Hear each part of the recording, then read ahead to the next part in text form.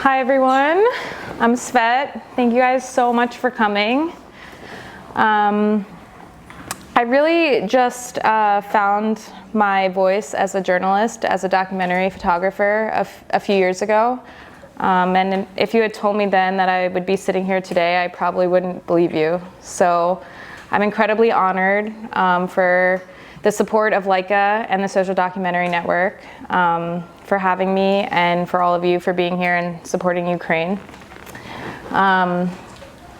So when the full-scale invasion started on February 24th, 2022, some could say that it was impulsive for me to go and start working as a conflict photographer, but I would say that my entire life prepared me to go and start doing this work. As Glenn mentioned, I was adopted from a Russian orphanage when I was a baby, and it was just after the official annexation of Ukraine that I was born. So for me, this has been a really important history that has sort of defined my existence from afar. And when it felt possible to combine my deep love for documentary photography and this modern day example of a genocide, I felt like it was incredibly important that not just journalists go and cover it, but that I go and cover it. So I arrived in Poland just after the war started, and I took a train into Lviv. I started my coverage focusing on refugees. I had been covering refugees for the year prior, and it felt a natural progression to be focusing on that same topic. But it became very clear that the millions of families that were fleeing this invasion had a story that was much deeper, and it was rooted within the boundaries of Ukraine. So within going there, I had to navigate a lot of new things. I had never been in a war zone before. I had never told stories of this sort of intimate and dangerous content before, and I was really learning as I went. And I decided to focus on what I knew, which was empathy for families, for displaced women, for children. But getting there required a lot of deeper understanding. So my first images were really more surface level. It was people that I met on trains. It was photos from the outside. It was understanding what Ukraine was, what their identity had become since this invasion started. And really the scenes that were being presented that sort of felt almost historical, even though they were being represented in 2023. 2023? Yeah. I was raised with a deep understanding of the Holocaust. I have always really resonated with the concept of what it means to document people whose lives are being affected by something like this. And everywhere I looked, I felt I was really seeing examples of all the pictures that I had grown up with. And for me, it was taking all of the chaos and quieting all the noise and finding singular moments that made sense and that would allow me to tell deeper stories.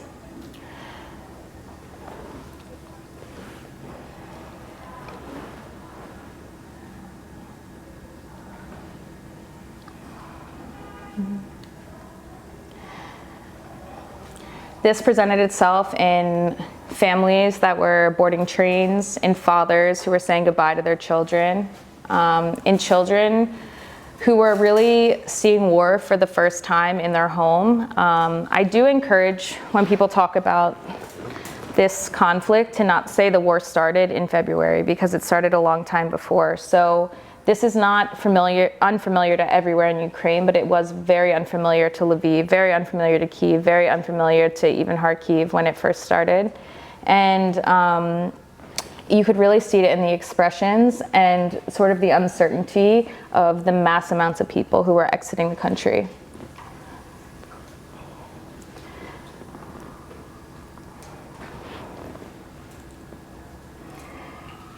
And again, I did not know what to expect. So for me, my first, I guess, example of war was grief. I was in Lviv for my first few weeks, and there were funerals every single day.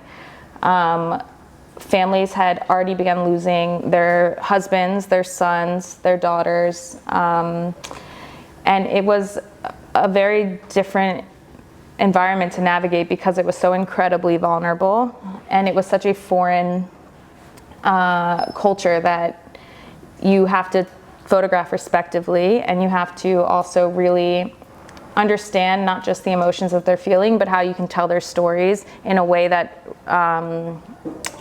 really adds to what they're feeling and not taking away from it, because there was a lot of media at the time. And when you think about the amount of loss that has already happened, I feel like it was really represented the most in the first weeks of the war, because it was unbelievable to think that so many lives had already been lost and so much pain had already been felt just in the first week or two. And I want to start here when I talk about even the long-term project that I'm telling with children, because I feel like every part of the war that I was exposed to before developing this project is really important to the way that I talk about their stories. It's very relevant to what they experience, even without them knowing. Apologies.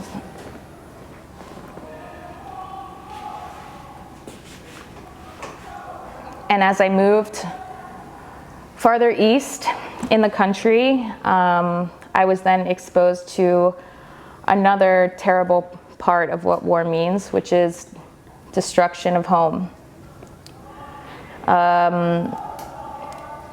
There are so many residences, so many businesses, so many entire cities and communities that have been lost just in single moments due to the rockets that Russia has sent carelessly into the country. There are hundreds of people living underground. I'm not even sure if their homes are safe. This mother and son, when I met them, they had not left their bunker in 2 months.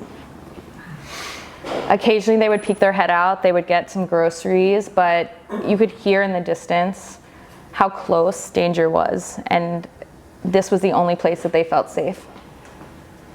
Other women, specifically because a lot of the men were fighting, the ones that stayed were doing everything they could to help the war effort. They were sewing fabrics, making flags, preparing food. You know, it was just a colossal effort in every person in the country to try to fight for their freedom. And pray that the next day would be better than the day that they were living through.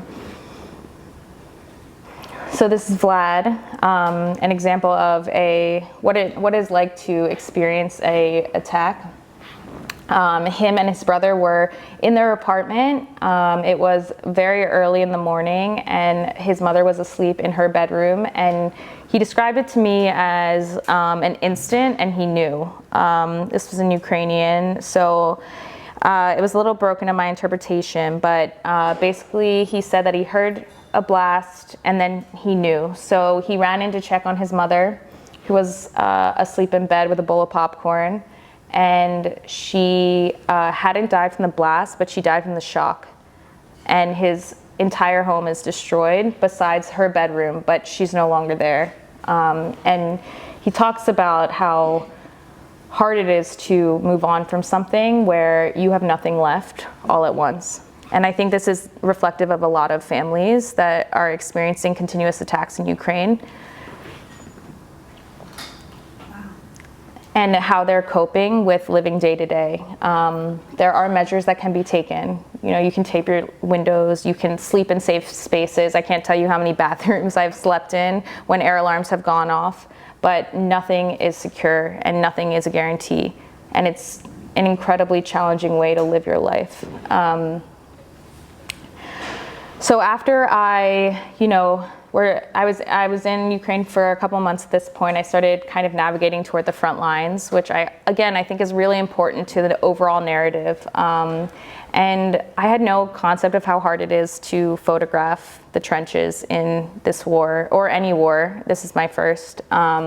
And it is incredibly difficult because you can't photograph when you're also ducking for cover for your life.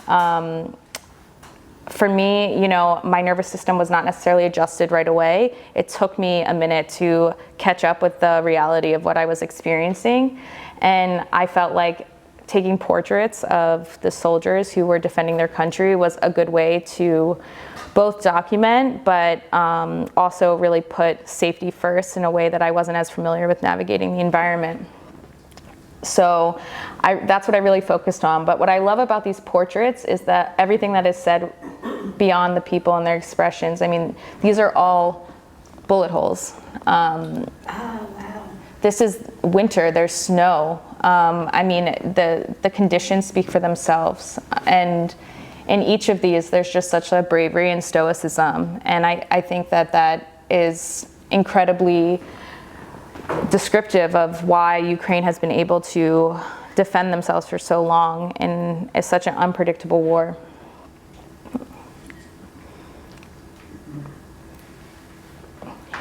You really never know what is going to happen. You never know whether you are safe. You just hope that you survive. And I think as a photojournalist, this was a really, not just scary, but really formative experience for me in my education of covering conflict.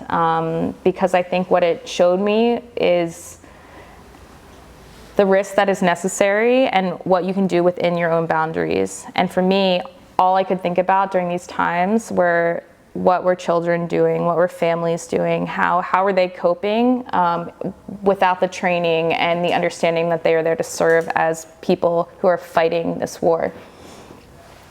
So after I spent this time in Donbass, photographing these young boys, some of them were so young, I mean, maybe just 17, 18. Some of them, their fathers were also in the same brigade. The only thing that they had asked me at the time was, don't tell anyone that we're here. Our mother doesn't know.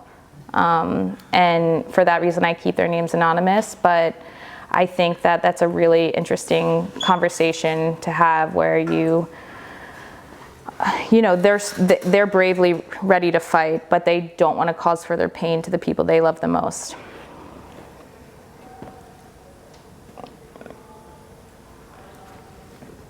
And while I was there, I had heard news that Bucha had been liberated. This was very big in the news cycle. Again, as someone who had never experienced this before, I didn't really get what it meant to have a liberated territory. I just knew that this was very important, and I got on a train, and I arrived just a day after they had kind of cleared the Russian forces and said, okay, the media can come and cover this. So I want to just preface with the fact that this next set of images is going to be very hard to look at. I think it's really important to continue showing them, even though it's been over a year since this event, because it really is the pinnacle of how evil this war is. For me, it changed my entire perspective as to what I maybe thought was going on in terms of this conflict and what I really understood was happening behind enemy lines. And, you know, I just, if anything is triggering, please feel free to stand up and take a moment.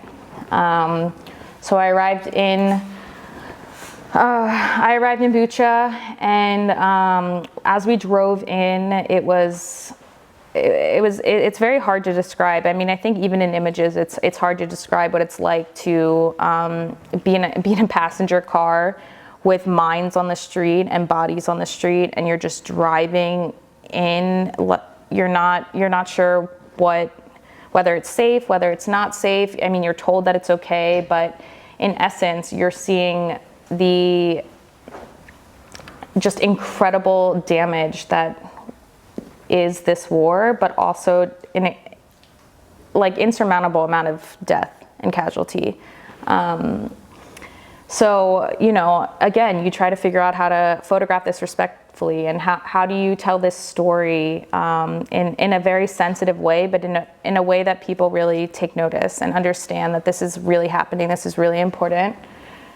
This was a car, and on the front it said den, which means children in Ukrainian and Russian. And this is the state that it was left in. Those, again, are all bullet holes. It can be assumed that the people who were in that car did not make it out. Do I know that information? No, but I saw so many of these cars and I saw so many bodies. It was one of those scenes that you just can't believe you're really seeing. How can this happen? It is labeled that there are children in this car, and it's just like, you know, the theater that was bombed in Mariupol. It was written in huge letters in the parking lot and on the building.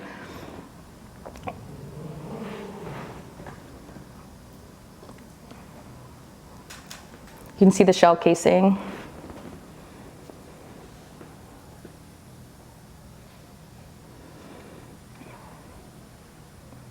And for me, I think this is where, you know, a lot of people ask me why I do black and white. I feel like I was sort of taught photography through a monochrome tonality. I've really always resonated with the storytelling that black and white offers. I've always admired film photographers, but never has it felt more necessary to encapsulate history in black and white than it had when I was there. I mean, it really spoke to me in terms of getting people to focus on what was really happening and encapsulating the moments in a way that wasn't distracting and was very, very much almost like a harrowing poem, which is what I felt like I was witnessing.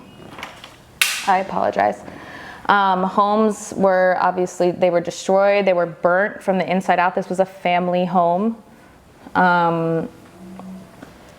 Everything was just left. This is a family of 4. Again, it's very graphic, I apologize, but they were shot in the head, 2 children, and burned in the middle of the street and left.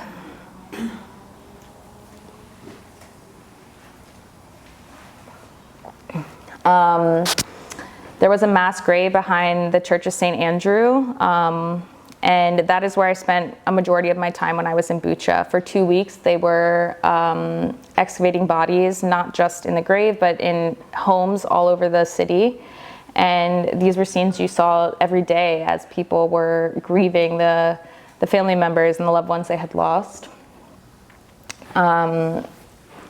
Again, you really like ask yourself, how is this happening? How is this actually something that I'm able to capture on my camera today? It seems unbelievable. This was a nursing home, and there were 9 bodies, and they all just left in a pool house.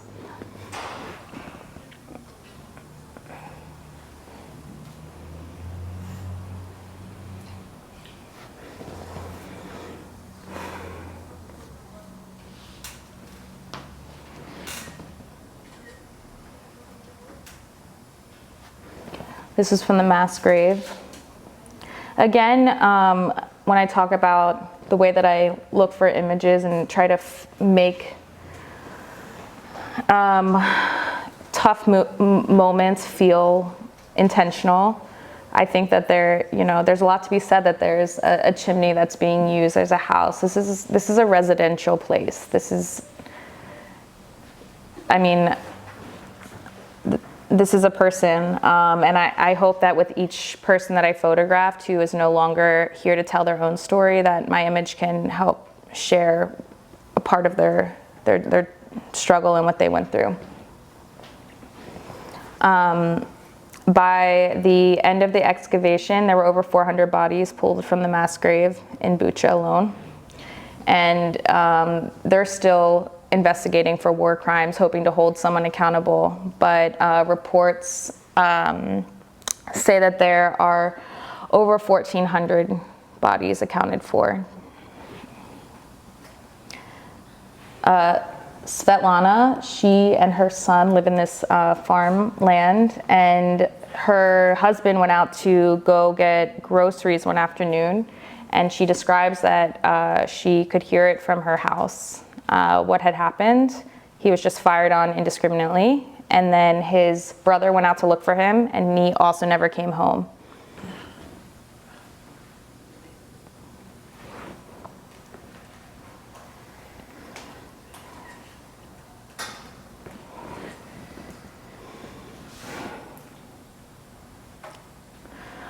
So,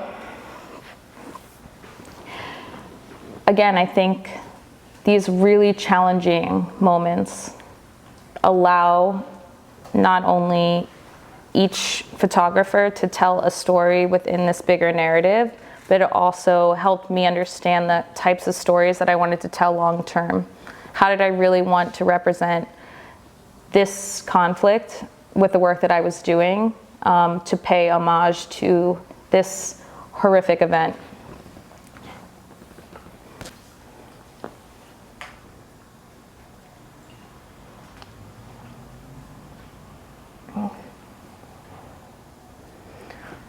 And for me, it was working with children, which brings us to the long-term project that I started developing last year with the Relentless Courage, Ukraine, A World at War.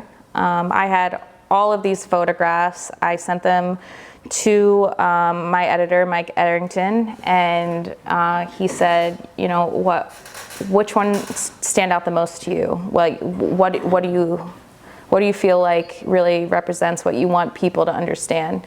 And all of them were images of children. And that's when we started really talking about how I could not only share work that I really loved, but incorporate my own personal experiences with displacement, with sort of being a child from this region, how personal this was to me.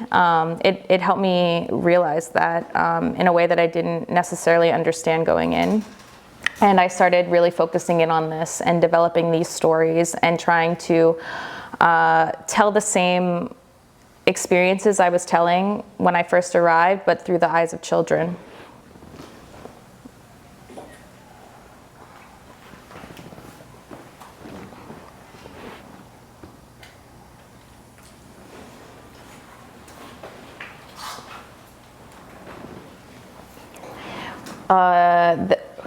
Again, you know, these are just reports, but over 1,000 children have been killed in Ukraine.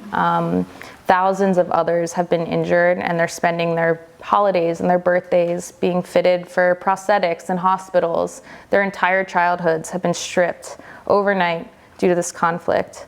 And I think that the impact of that will go on for their entire lives. For me, this is the start of a story that will be told for as long as I hopefully am able to tell it. But I think that the scars of this war are hardly visible. I mean, they are things that really can't even be photographed because it is so deeply damaging.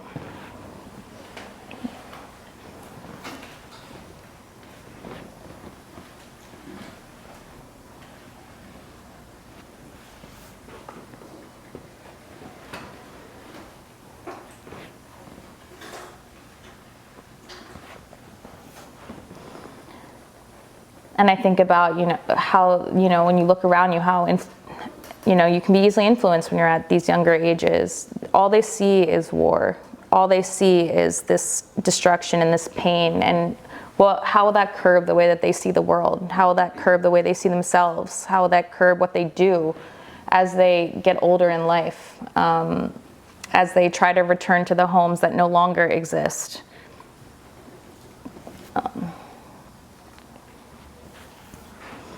The biggest impact has been on education. It is incredibly challenging to learn in a school that has been bombed. There have been countless efforts to keep kids engaged in bunkers and in community centers, but they have no structure that can really be implemented in the same way that we take for granted, in the same way that we hope that our children learn and are constantly enriched. And I think about my own childhood when I get to run around on a playground and just enjoy life. I mean, the very small moments that are so hard to come by. This is in Kherson after it was just liberated. It's the region that recently flooded. Where she's standing in Freedom Square is now completely underwater. And again, I just could not wrap my head around how many children are in bunkers all over the country. This is their entire lives in confined spaces with the limited resources that they have. This is something that I really hope to continue to explore in the work that I do when I go back, is spend even more time living in congruency with them and understanding what the day-to-day life is like. I did spend a few days in Kharkiv with Victoria and her family. They were about 5 kilometers from the front lines at the time. And I met her mother outside. Victoria had a couple hours of daylight that she could run around, but they say that that is not guaranteed. She does not get that every day. Sometimes it's too loud. Sometimes it's just, they get reports on their phone, no one should go outside. So she really takes for granted when she gets to ride her scooter down the street. But occasionally they'll run upstairs to grab food for the bunker for dinner. But, you know, I was there in just a few days, but it was loud. I mean, you really could hear the war outside, even when you were underground. And even though you felt safe, I look back on it in retrospect, and I really feel like you were never safe. It was only the safest option that you had. So I started, when I would meet children and spend an extended period of time with them, I would ask them to draw in my sketchbook. I think it's really important that I not just use my own perspective, but allow them to tell the stories from the way that they feel comfortable. As an art kid, you know, I love to draw in a sketchbook. So I asked if she wanted to draw in my sketchbook, and she was very happy to do so. On the right is how she felt before the war, and on the left is how she feels now.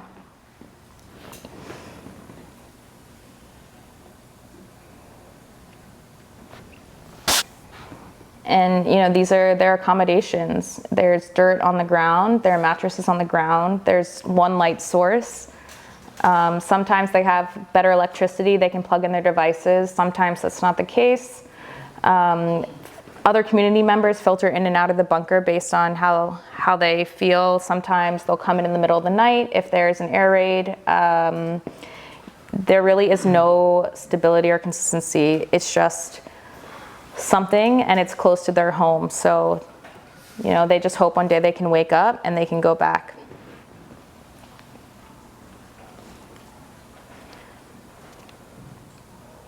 This was back in March when I stayed with them, and we still text. They're doing fine, and I look forward to revisiting them on my next trip.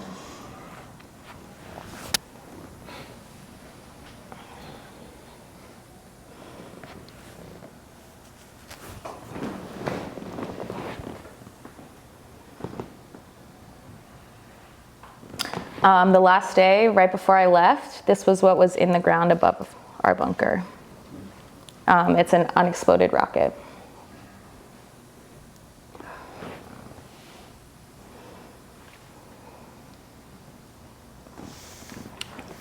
You know, for other children who are readjusting to unoccupied territories, this is in Boryanka. It was completely demolished by Russian forces during the occupation earlier last year. They are readjusting to a more outdoor experience, but there are very few buildings, very few homes left. And this was just really nice light, and she's running across the street with a book. You know, I think these moments feel really pure in an environment that feels so, I don't know, sort of suffocating.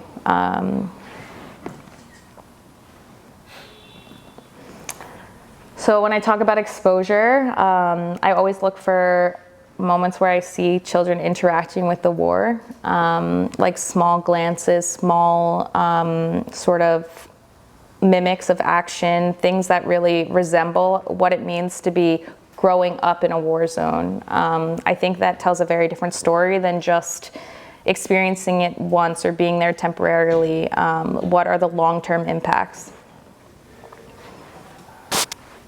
These are two children who are imitating block posts, which exist outside most Ukrainian cities. Sometimes there are 3 or 4 before you can even enter a city, and they check your passport, your credentials, your car. You know, it's all a safety measure, but it's become a very common occurrence in daily life. And they call themselves the block kids, which for them it's very fun. I think there's a lot of complex kind of things happening here. And I spoke to their mother, and she said that she's really proud of them. She's really, you know, kind of excited that they're so brave and so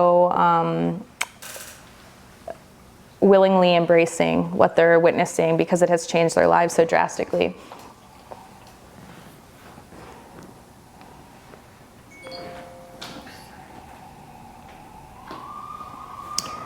This was in Kharkiv. A missile had hit maybe like 30 feet from us. And I was by this bus that was taking families that had been living underground in a subway station. They were trying to relocate them after the subways had been out of use for many months. And they said it was safe, and then it was not safe. And that is very much what happens. There's no way to know whether any place is actually safe. This is in Kherson. It's actually one of my favorite images because it feels so candid, and it really is like a juxtaposition of play and an intensity of weaponry that is sort of surrounded no matter where you are in Ukraine. These tires are in a school, and they are a security measure, again, to try to protect the infrastructure if Russia were to invade. This next story is another family that I've become very, very close with. His name is Pedro, and this is little Emily. I met them at a rehabilitation center when I was in Lviv in November, and he was serving on the front lines in Kherson, and his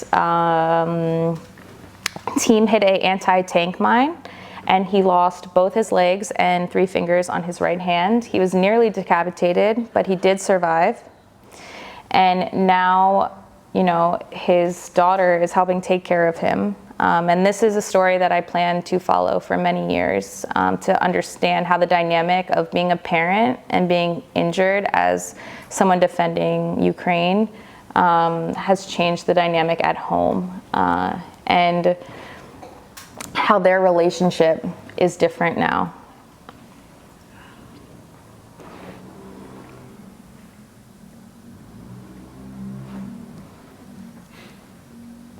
She spends a lot of time in the hospital with him.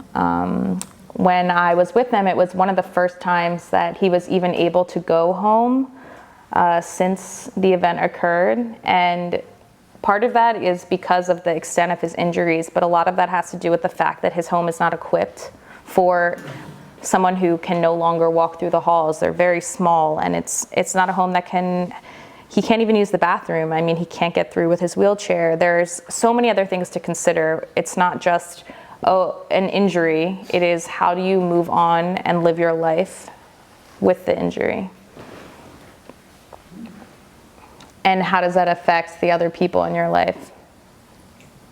Just watching SpongeBob, which, you know, didn't we all?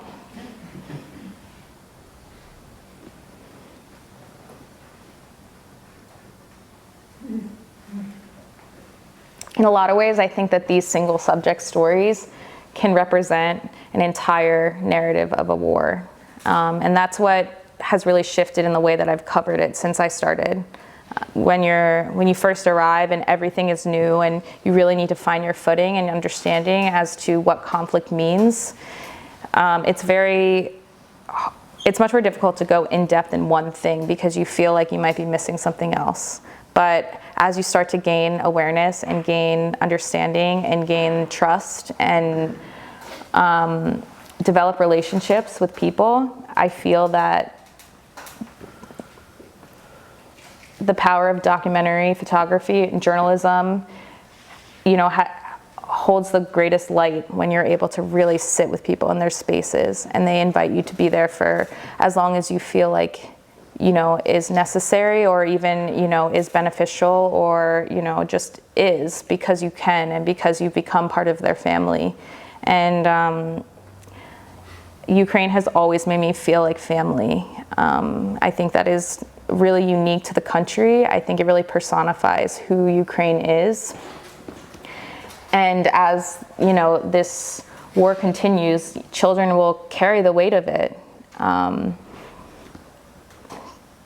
But, you know, they have this really unique power to run and laugh and, you know, find joy in the face of the evil that is their reality. And those juxtaposed moments, I feel, are also really powerful and things that I look for when all we see is destruction and damage and death.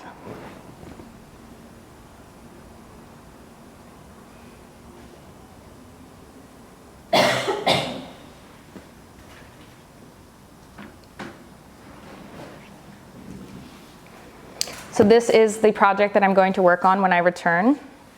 I want to start researching and photographing these stories as a continued effort to give children a voice in this conflict. So thank you.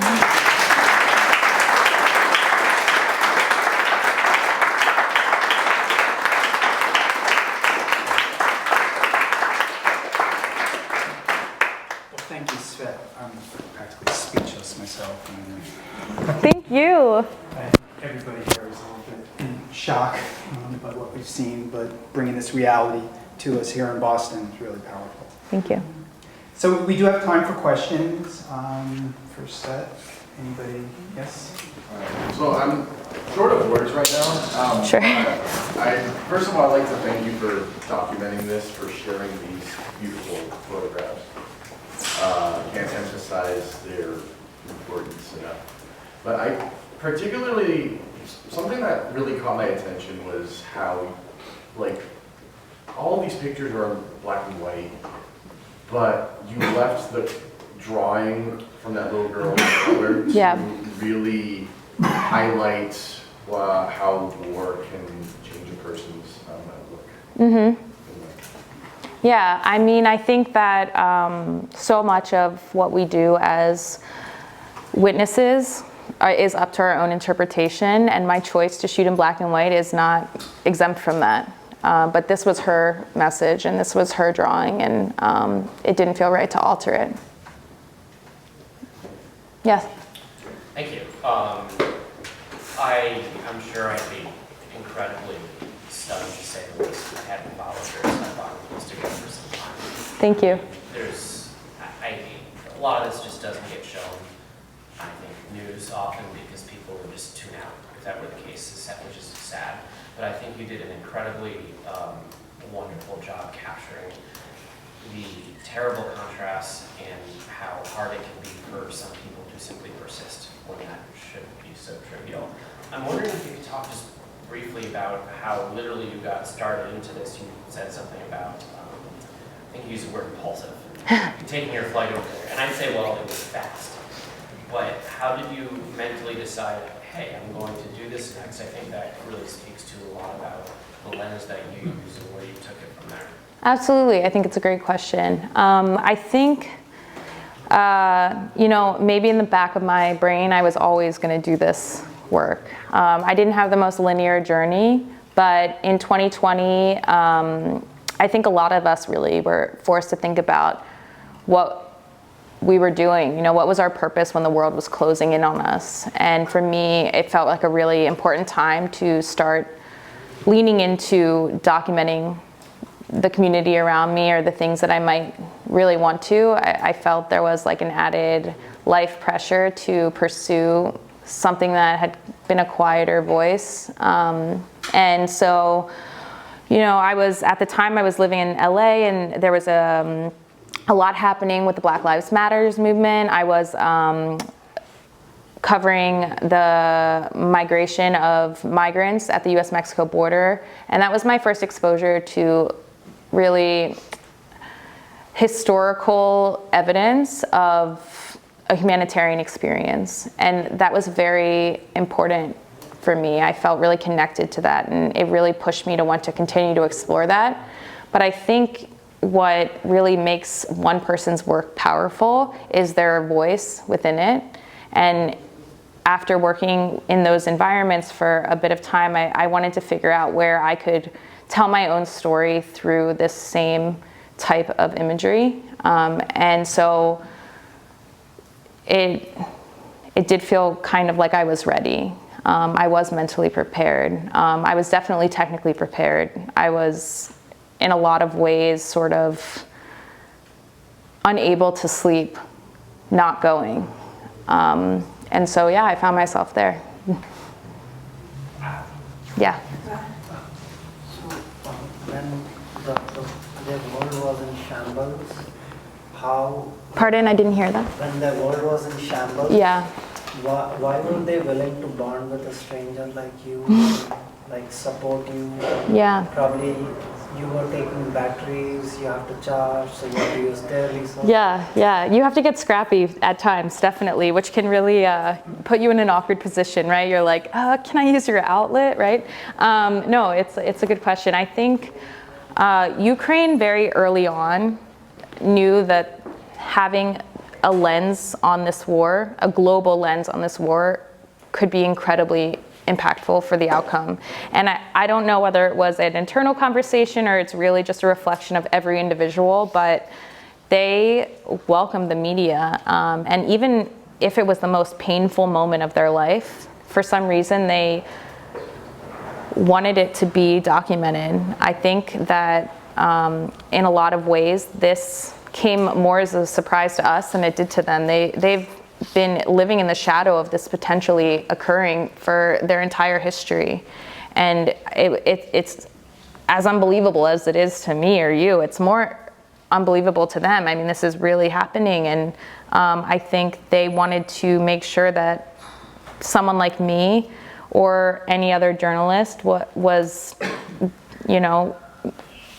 documenting it for history. And I can't compare it to any other conflict, but they felt particularly warm.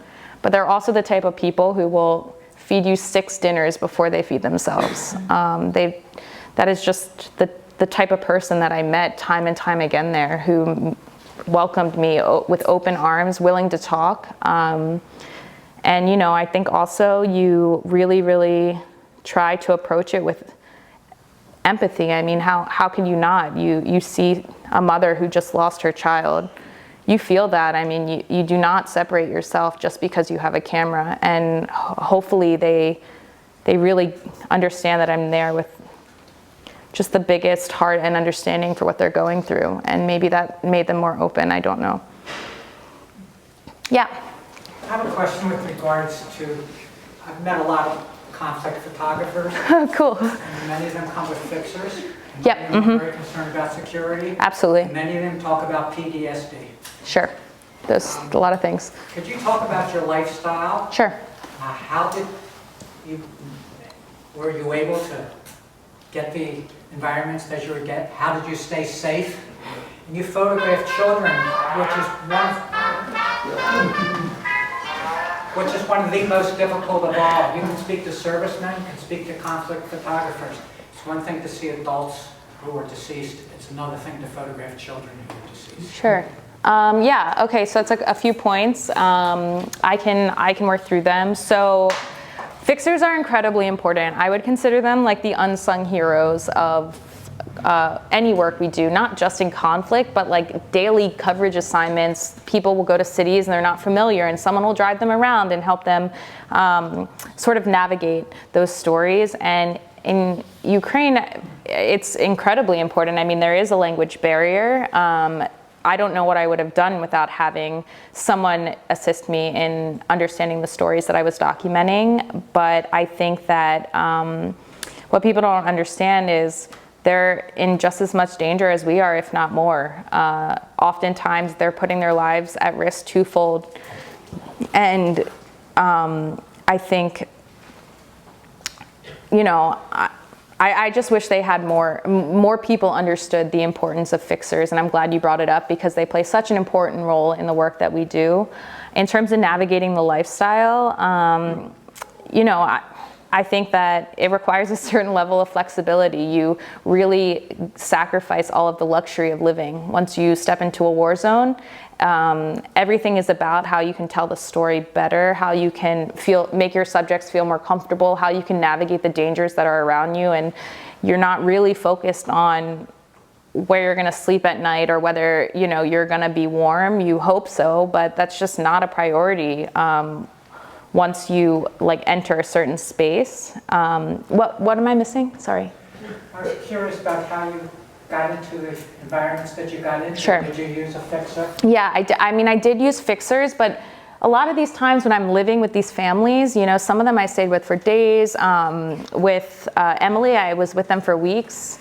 I didn't have someone around, you know, maybe the initial introduction, but you know, I really try to use my resources as efficiently as possible. As a freelancer, it's very hard to afford a fixer all the time, which, you know, I understand they should be paid for their time, but, you know, I learned very early on that I needed to recognize the scenario, figure out how I wanted to tell the story before I started telling it, and then use the resources I had in the best way that would allow me to do that. So I would often sit down with families and just do an interview with an interpreter or a fixer for hours, you know, and we just sit and we just talk.